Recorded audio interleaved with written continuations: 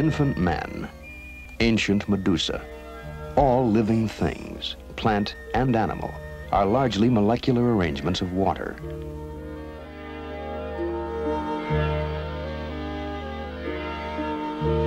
The pulsing life force of the exotically evolved Pelagia shares with the rhythmic contractions of the human heart a common ancestry, brewed in that unique cosmic plasma, the sea, mother of all life.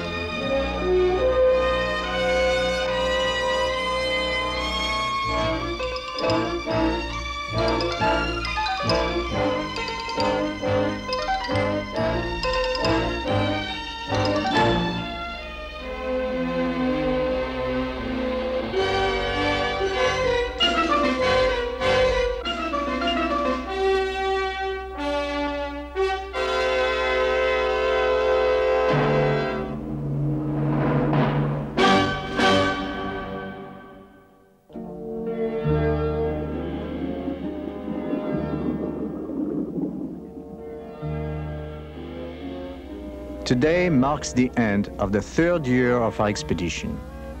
Faithful Calypso has carried us nearly 140,000 nautical miles. And the divers have spent the one-man equivalent of 14 months in the depth. Yet we go on, farther and deeper in the sea.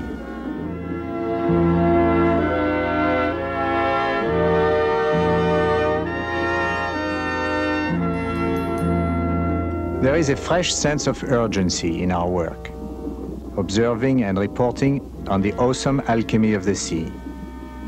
For we could well be the first witnesses to the death of life.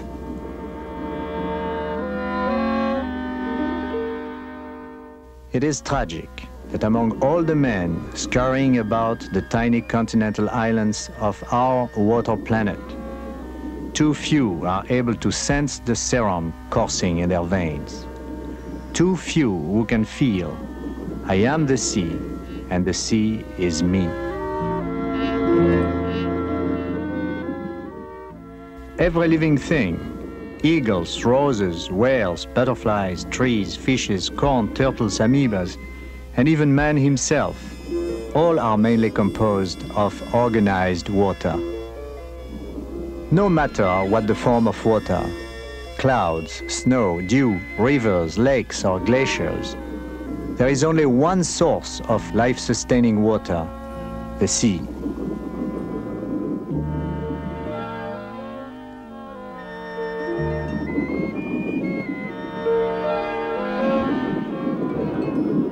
On no other planet of our entire solar system is there another great sea, ripe with the vital elements of the universe. The Earth is the only water planet.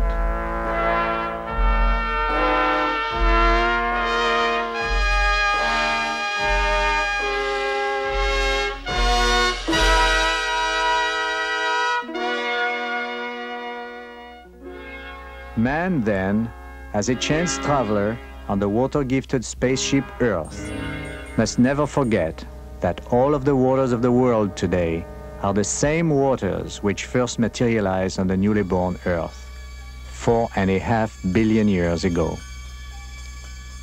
That's all the water there is. There won't be any more.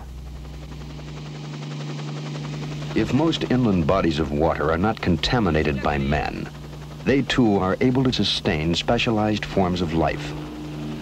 But there are exceptions, such as the Great Salt Lake, or the aptly named Dead Sea. Another is here, Lake Assal in the Danakil Desert of West Africa's Somaliland.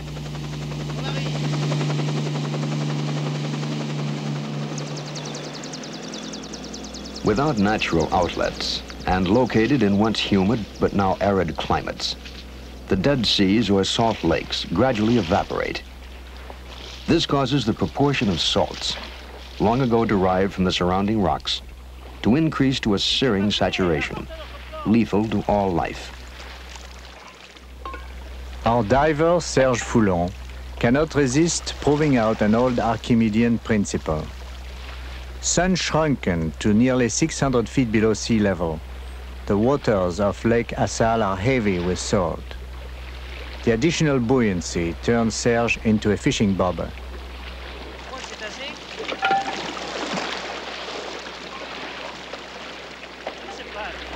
The combined weight of Serge and his equipment is 200 pounds, normally balanced for diving in the sea. But only with the addition of 60 pounds of diving weights can Serge submerge below the surface of Lake Assal.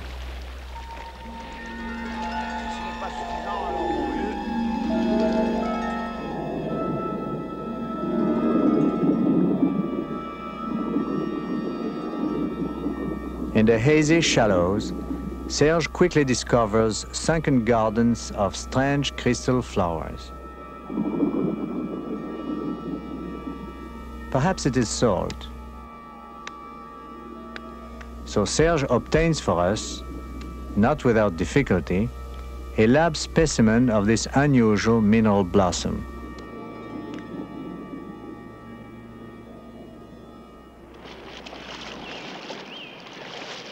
There are other rare bodies of water which can only support the most limited kind of life. Such are the much publicized crystal lakes of Florida and Australia, or the lesser-known Seven Lakes of Madagascar. Beaded along the Tropic of Capricorn and terraced beneath the wind-scoured escarpments of the Lasalo Mountains, the Seven Lakes are fed by chilling streams of sun-distilled rain. Barely enriched by the erosion-resistant terrain, the water flows into the 25 feet deep basins, almost as pure as it was in its cumulus configuration.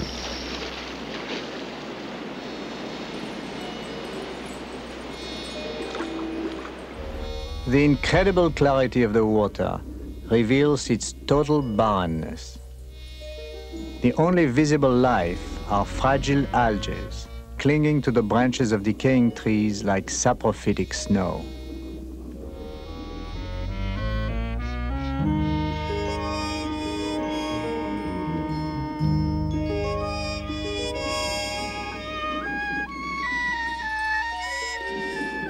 Here, there are too few dissolved salts, too few suspended mineral nutrients to cloud the water with fecundity. There is a lack of photosynthetic plants here, and without plants, underwater creatures cannot survive.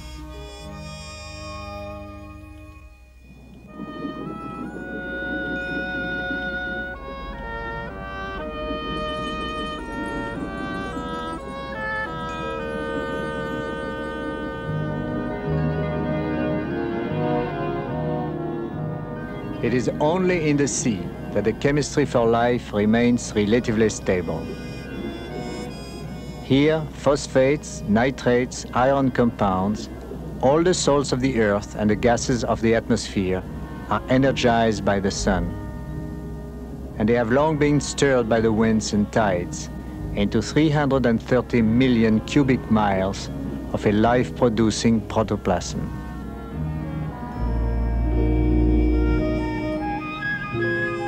It is estimated that 200 billion tons of drifting aquatic dust, microscopic specks of plant life, bloom in the sea each year.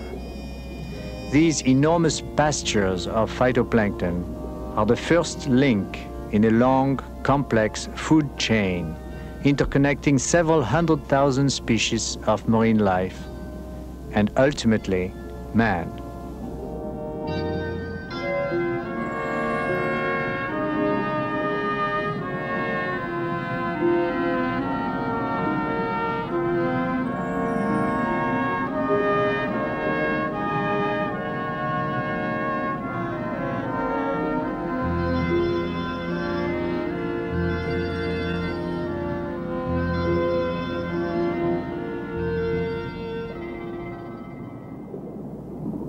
During the first 100,000 years of his existence, most men dwelled along coastal areas.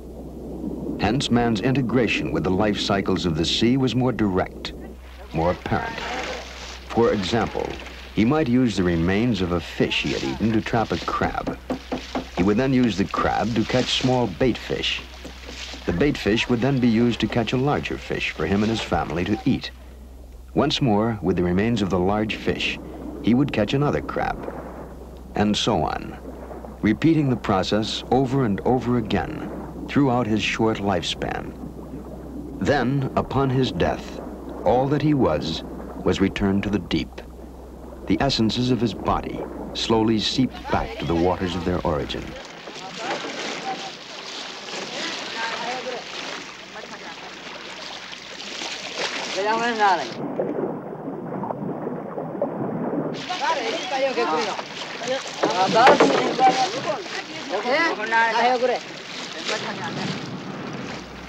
The Maldives Islanders of the Indian Ocean conduct their ancient rites of the sea in a quaint but nevertheless efficient manner.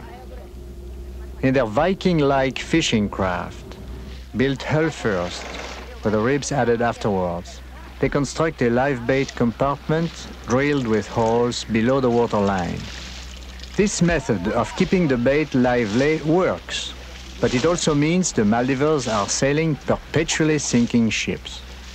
So to remain afloat, crewmen must perpetually bail. So there is more method to this Maldivian madness than meets the eye. Chumming of a few Judas baitfish, combined with the agitation of the water's surface, deceives hungry bonito into a frenzy of feeding. Savagely, they attack the flashing splashes, which no doubt appear to be a school of escaping fry.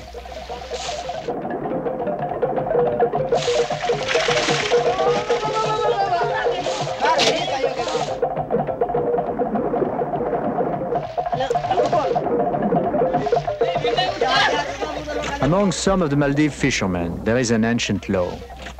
Take no more from the sea in one day than there are people in your village. If observed, it is said, the bonito will run well again another day.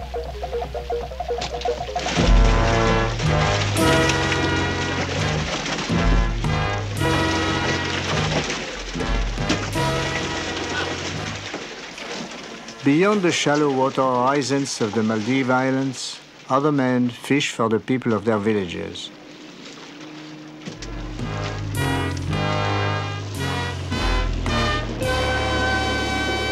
They catch 200,000 tons of fish daily, 100 million tons a year. The villages have grown.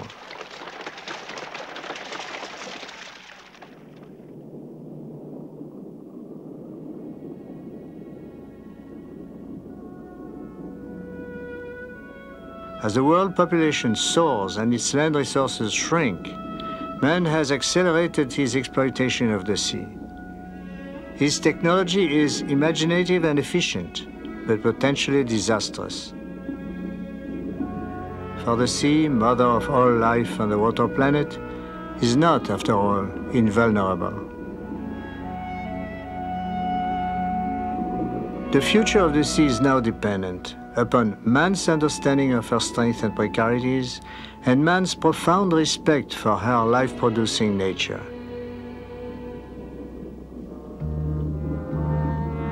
The alternative is clear.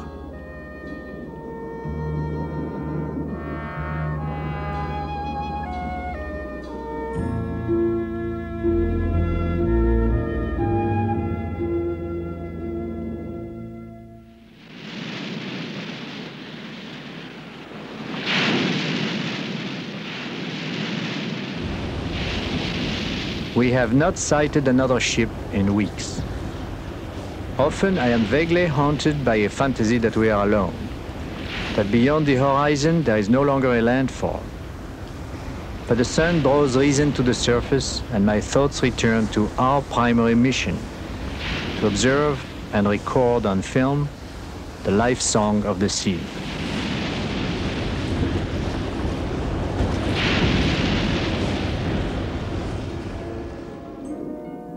In 1893, Frenchman Louis Boutin was the first to succeed in taking underwater pictures. It was said that he achieved his remarkable results in the face of obstacles that would give pause to ordinary men.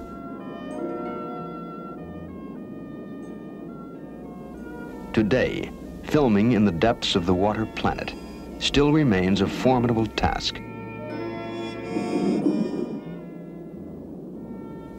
Frequently, we must improvise our filming techniques because of our diving time or the wariness of wildlife.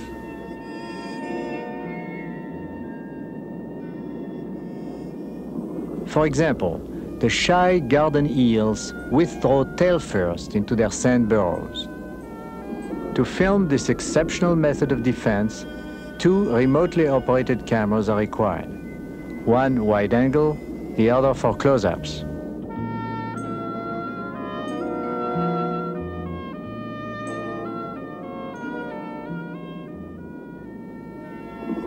Another diver then approaches the meadow of eels, causing them to take protective cover in their own unique way.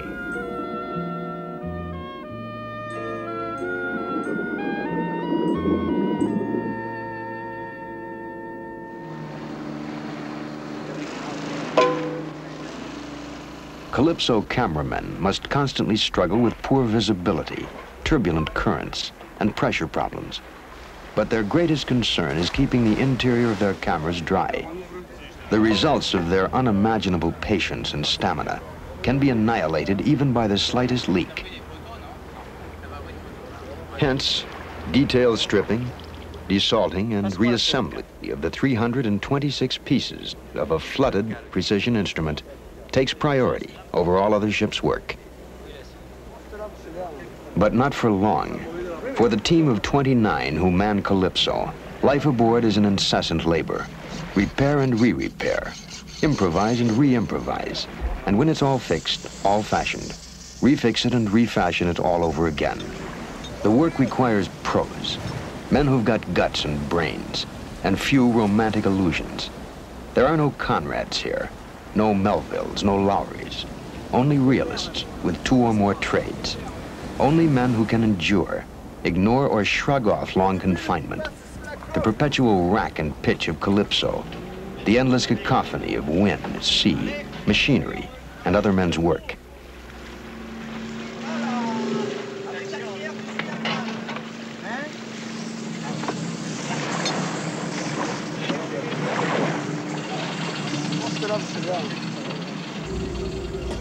And when it isn't fix it, it's scrub it or paint it. An endless fight against corrosion, peeling, blistering. Whatever the job, complex or mundane, the men of Calypso do it, and they do it well. They all know that they are vital parts of a collective endeavor, that our discoveries will be seen by millions of television viewers, and that our awe will echo in the hearts of young people worldwide.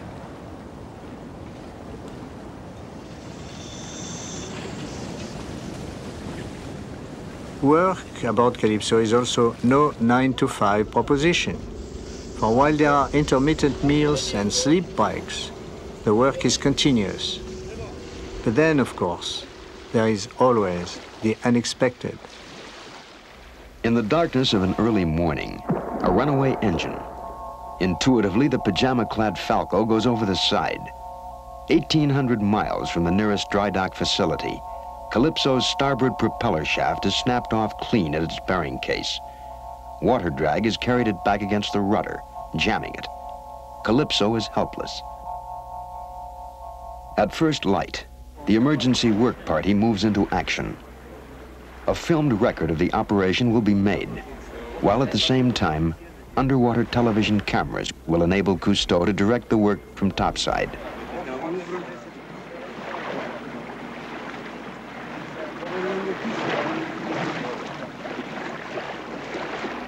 With extreme caution, the divers move to secure the precariously balanced 400-pound bronze propeller.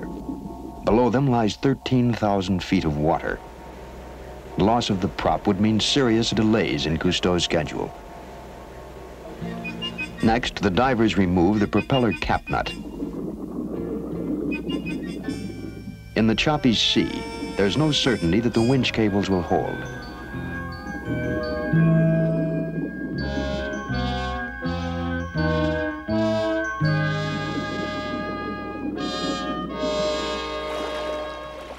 all's well for the moment, but a lengthy dry docking lies ahead.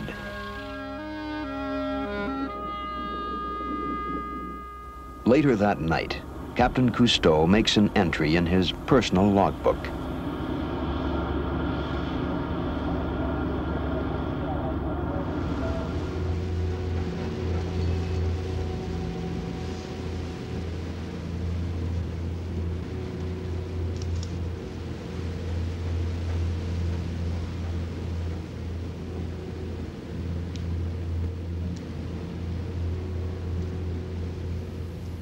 At times, I find myself flirting with the morbid seduction of lassitude. The constant breakdowns, repairs, delays empty me of resolve.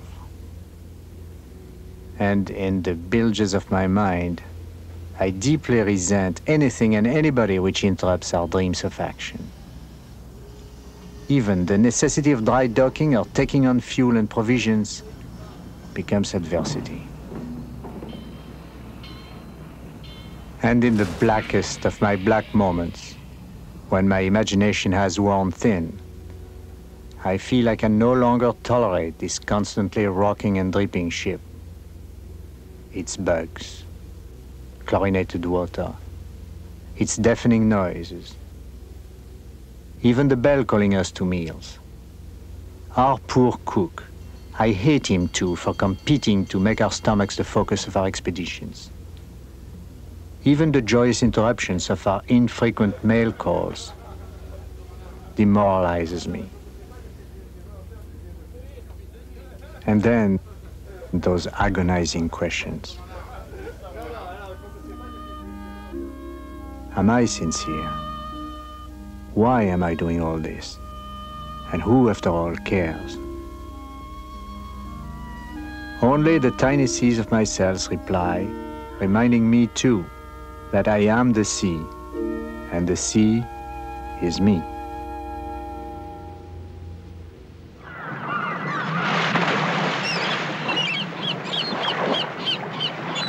Je vais voir commandant ce qu'il y a là. C'est assez étrange. Ordinaire. In the morning sun, Kustoa directs his divers to investigate a disturbance in the sea. Kustoa knows that often when the birds of the sea gather in shrieking assembly and dive frantically beneath the surface, it signals the presence of death.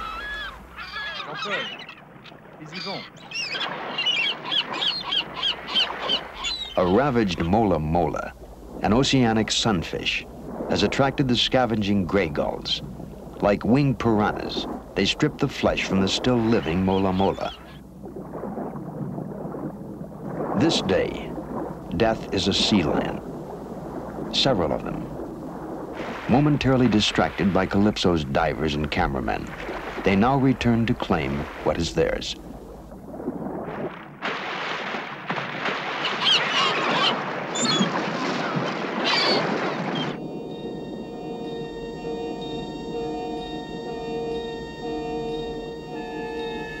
Below, the divers discover that the sea lions have torn off the tall dorsal and ventral swimming fins of several mola mola fish.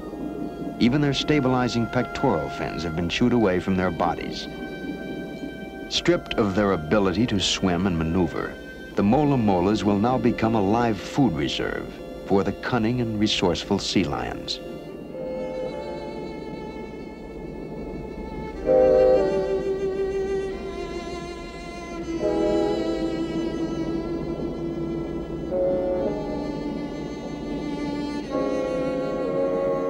Once convinced that the captive mola mola is exhausted and helpless, the sea lions scatter in search of other prey.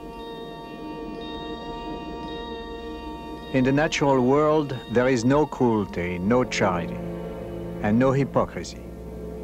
Things are simply what they are. Since the beginning, there has been no good, no evil in the wild. Only a day-to-day existence fraught with perpetual fights and struggles against environment, parasites, enemies. One cannot moralize about the purity of nature. Indeed, long before man and his ideas, nature endured. And who knows, in the end, it may be nature which prevails.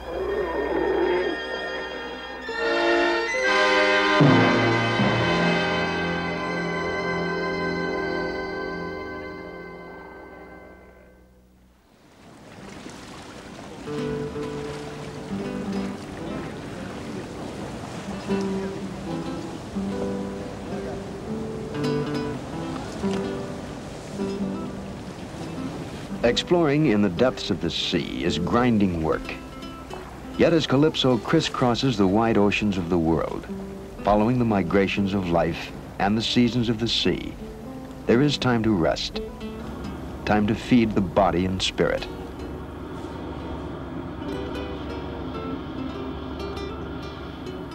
Each man must decide for himself what's most restorative.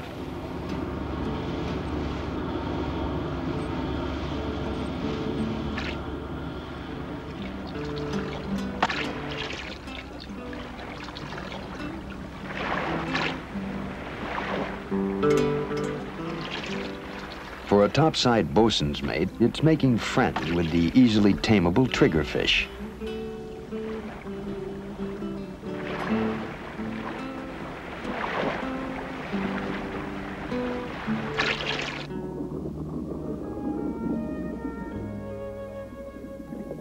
For Andre Laban, it's a quiet afternoon with his paints and easel. Alone at last, away from it all.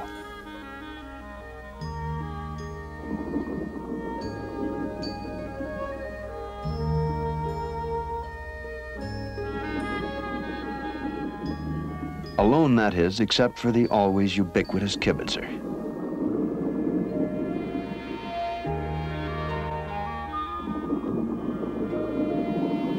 But 100 feet down, there's a grace note. Laban will be spared that eternal question, what is it? And the kibitzer will be spared a reply of equal acuity.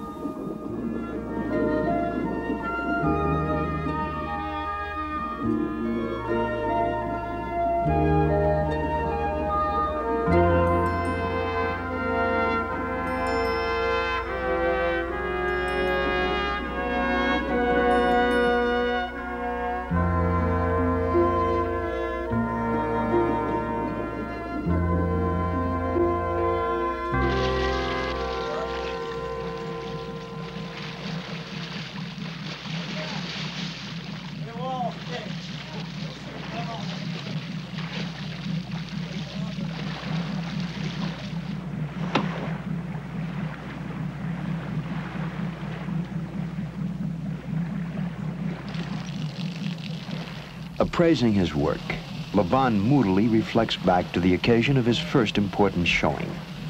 Celebrities, critics, champagne, music. Gallery Row in Los Angeles.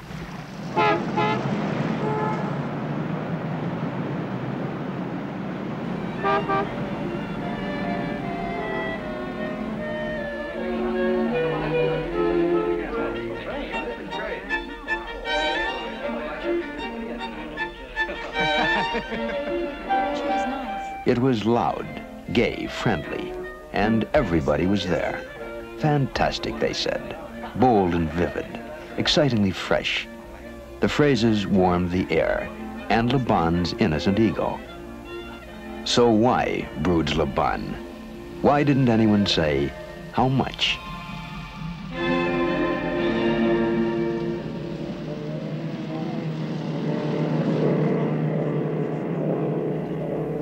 Next to diving, the closest thing to a diver's heart is gastronomic. With luck and a little free time, the two interests sometimes coincide brilliantly.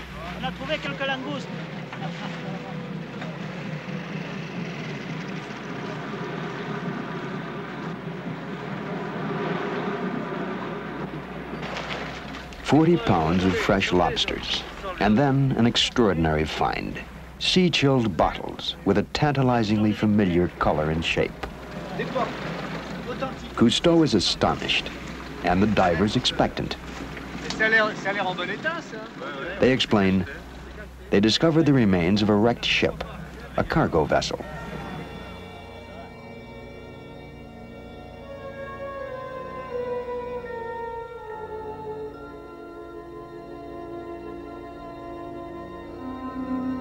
Gauged by its deterioration, they estimated its age to be about 50 years.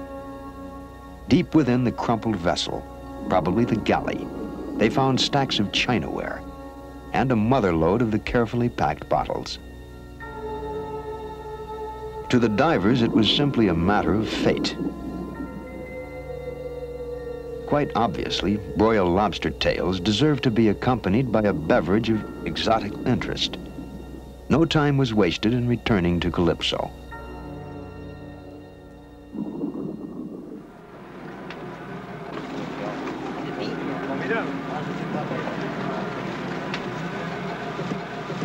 À votre avis, ça vient de quoi sur les trouver ça dans une épave? Une épave qui est à une soixantaine d'années.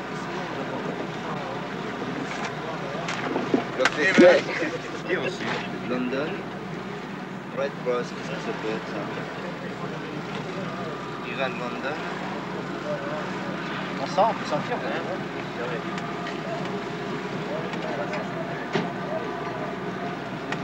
Où est le verre? C'est du cidre. Ça sent le cidre. Si c'est pas bon, on crache. On dirait du Coca-Cola. Si c'est pas bon, c'est du Guinness.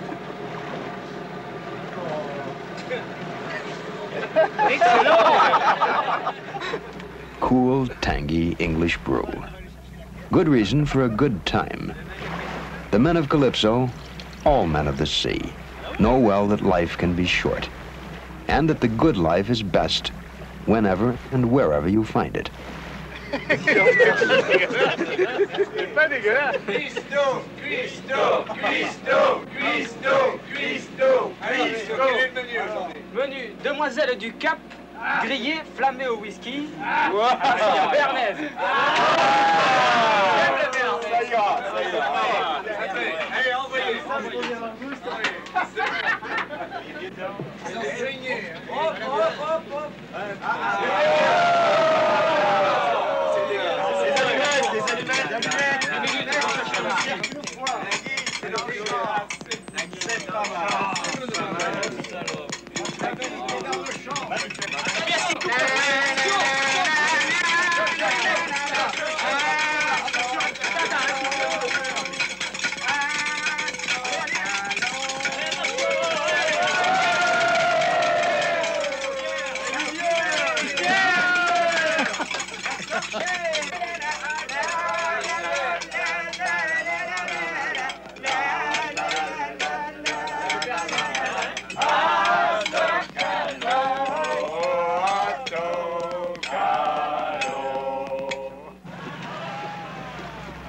I know too that sometimes the men of Calypso hide moments of loneliness and desperation.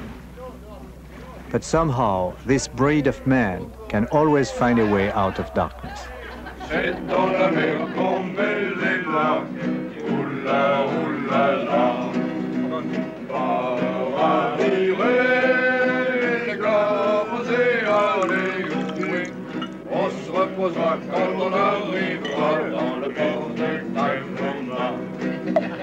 C'est dans la pipe qu'on fait le tabac, oula, oula, c'est dans la pipe qu'on met le tabac. Oh là là, paradis, les gars, vous allez, on se reverra quand on arrivera dans le port de Taïmona. Dans le port de Taïmona, dans le port de Taïmona, dans le port de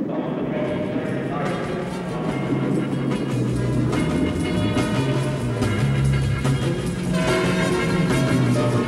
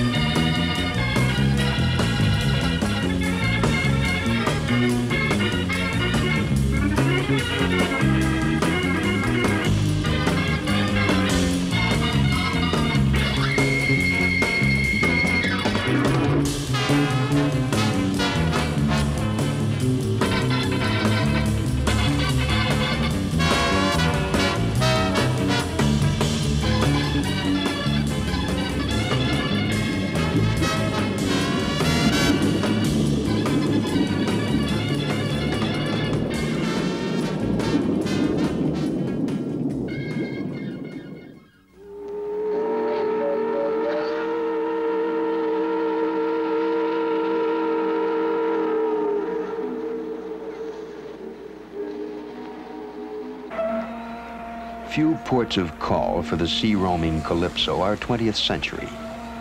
But when they are, it's an occasion. Kustoa is adventure, courage, news.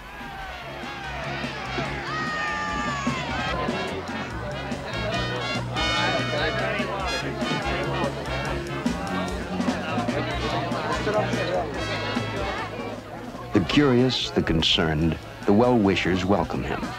Their most common question, how can I help?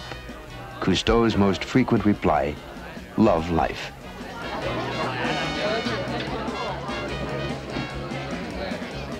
Perhaps above all, it is this capacity of Kustoa to love all life, which prompts to memory vivid images of his total commitment to the sea.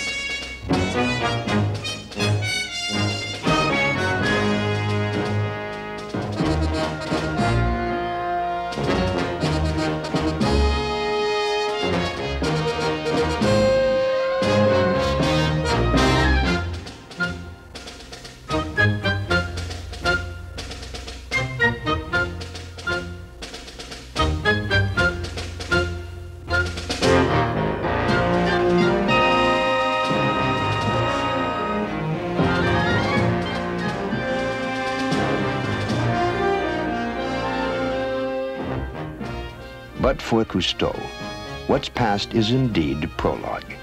Many tasks lie ahead, some to begin, some to complete. And time has a way of running out.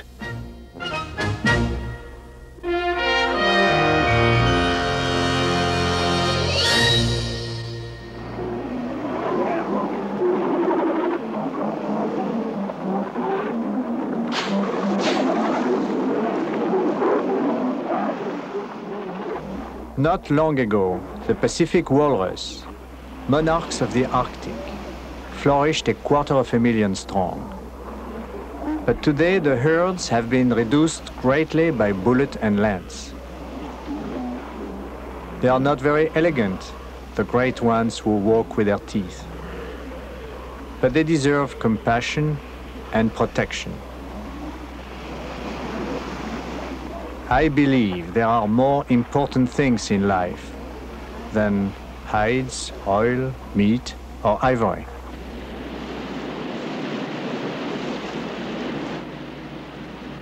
I am also anxious to complete our film on the red salmon, the anadromous strain.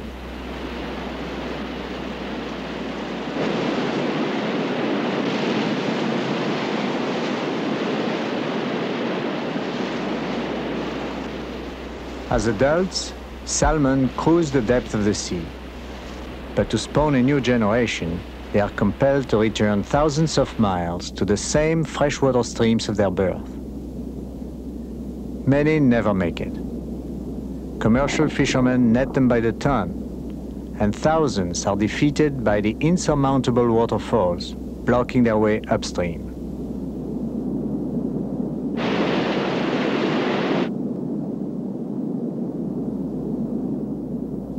The salmon who do clear the water obstacles must face other adversaries, predator or climate, for a single season of low rainfall can often make the final leg of the salmon's journey home the most hazardous.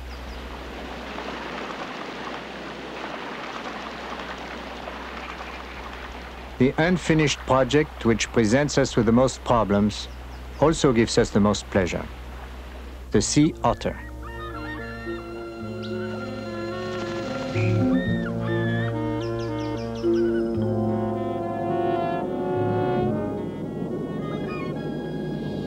Extraordinarily intelligent and crafty, we have found sea otters the most difficult of all sea creatures to observe, to study, to film in the wild. But slowly, we are making friends with these gourmets of the sea.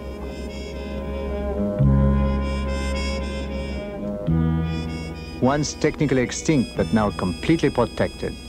The sea otter thrives. His fastidiousness is remarkable. If the sea otter's fur is soiled by food or mud, it means loss of insulation and exposure to lethally low temperatures. Grooming, therefore, is constant and comical.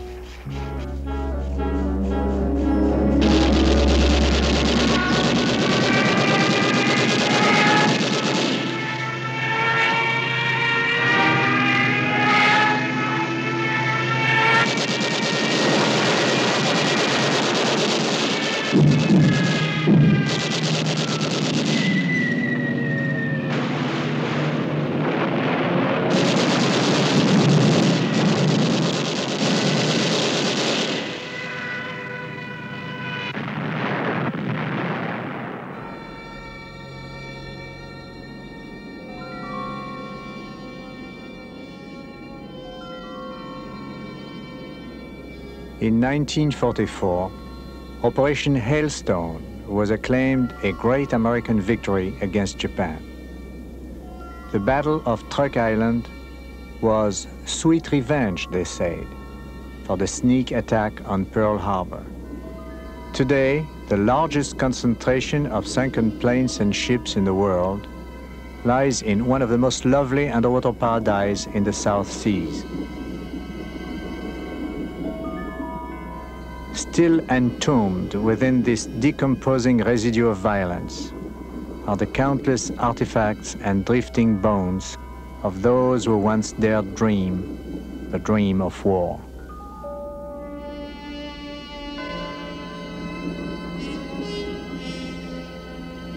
We are anxious to complete our documentation of this tragic encounter between man and nature.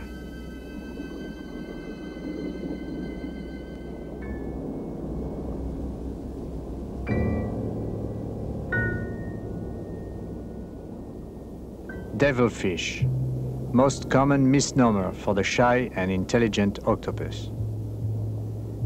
Even our divers admitted at first slight revulsion at the thought of handling the tentacled creatures. But in the end, divers and octopus became, they said, quite attached to each other. Our study of the behavior of the octopus will take many months. Observing them under controlled conditions is an exercise in patience.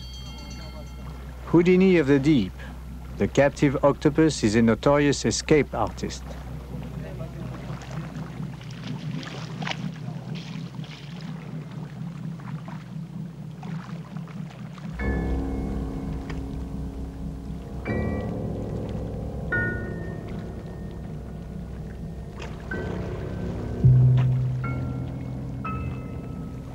As hunters of crustaceans in underwater holes and caves, the octopus has developed the ability of passing his entire body through an opening no larger than the diameter of one of his tentacles. So our specimen octopus has little difficulty in slipping through a sheave hole on his quiet and deliberate journey back to the sea.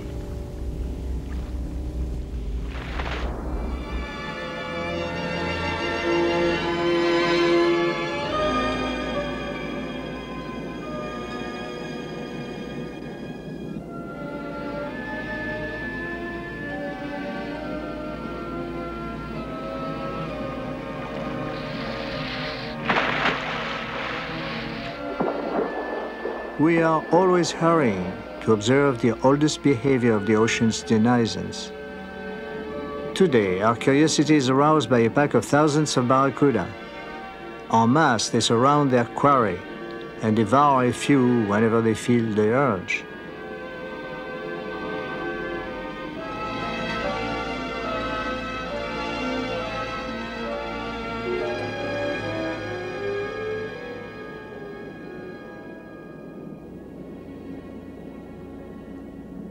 Small and large barracuda, the octopus who vanishes in the night, wrecks consigned to the ocean floor, salmon, walrus, sea otters.